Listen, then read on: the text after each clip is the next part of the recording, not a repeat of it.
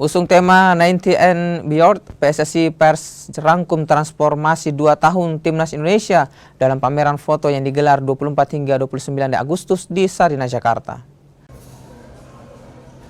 Beragam aksi penggawa Timnas Indonesia terbaik dari sejumlah momen yang tertangkap lensa kamera dapat dinikmati dalam pameran foto yang digelar PSSI Pers ini. Mulai dari perjuangan Timnas Putra U17, kemenangan bersejarah pada SEA Games 2023, hingga aksi-aksi heroik Timnas Senior dalam perjuangan menuju panggung Piala Dunia. Total ada 69 foto dan 3 karya tulis terbaik dari insan pers yang dipamerkan.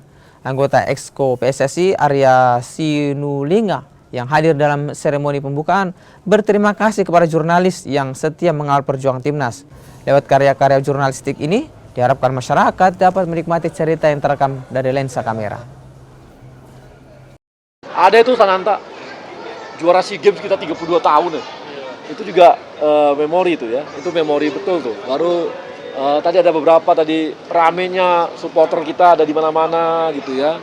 Kemudian koreo dari kawan-kawan supporter itu juga gambaran bagaimana dukungan dari supporter terhadap timnasnya yang makin lama makin hebat gitu ya. Jadi itu tadi ada beberapa yang saya lihat yang bisa digambarkan gitu.